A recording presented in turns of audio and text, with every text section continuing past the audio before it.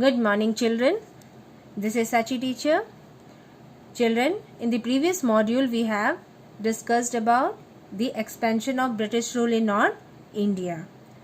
Today we will discuss further about the remaining part of this chapter. So let's start. Let's do a quick recapitulation. Children, under Maharaja Ranjit Singh, Punjab was a formidable kingdom capable of checking the British expansion in India. However, his death spelled disaster for the Sikh kingdom.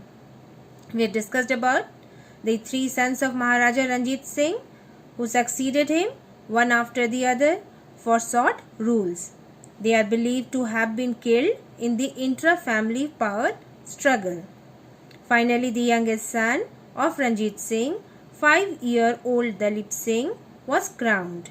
His mother Jind Kaur, who is also known as Jindal Kaur, became the regent. To take advantage of the prevailing chaos in Punjab, the British started military build-up at Firozpur across the Settlers River. This led to the beginning of the First Anglo-Sikh War. Now, what had happened in the First Anglo-Sikh War?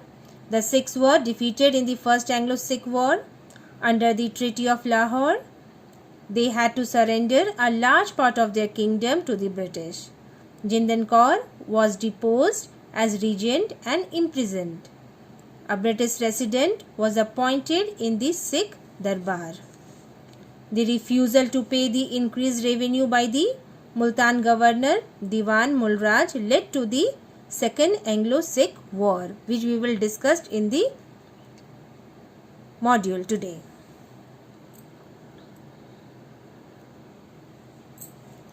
So these are the result, or we may say the treaty of the Anglo-Sikh War, the First Anglo-Sikh War. Okay children, what was the result of the war? The defeat of the Sikh in the First Anglo-Sikh War was a severe blow on their power and independence. They were forced to sign with the British the Treaty of Lahore on humiliating terms. These terms are listed below. Maharaja Dalip Singh, who was the ruler of Punjab, was to remain its ruler with his mother Jindan Kaur as regent.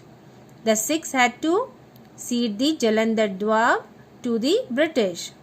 The Sikhs were also asked to pay a huge war indemnity to the English, but since they could not pay all of it, part of it was paid, and to make up for the remaining, Kashmir, Hazara and all territories between the Beas and the Indus River were given to the English. The Sikhs were to limit their army to a certain number and a British force and posted at Lahore. Also a British resident, Sir Henry Lawrence, was appointed to the Sikh court.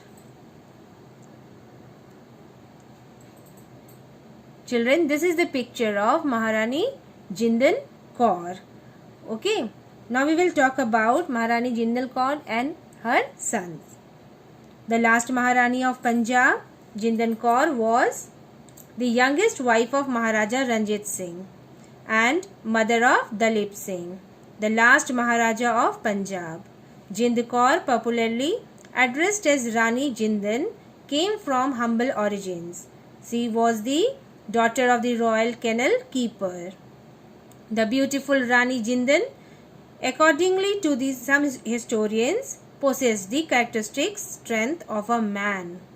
Eminent scholar Mulk Raj Anand praises the Maharani in these words: Rani Jindan, a woman of beauty, rose to be a heroine. She resisted the efforts of the British to annex Punjab for some time. She came out of the Parda, held Darbar with the chiefs of the army. Delhi took counsel with the nobles and conducted the state with uncommon common sense. In some of the most difficult situations facing the kingdom of the Punjab. Unfortunately, Rani Jindan was betrayed by her own men. Shortly after the First Anglo-Sikh War, she was deposed as regent, forcibly separated from her 8-year-old son Dalip Singh, and sent to Shekhupur jail near Lahore. Later on, she was exiled to Banaras and then transferred to the Chunar Fort in Mirzapur, that is in UP. However, in a daring act, she escaped from the Chunar Fort and reached Nepal, where she was granted asylum by Nepalese Prime Minister Jang Bahadur. Rani Jindal could not meet her son Dalip Singh for 13 years. Dalip lived in England.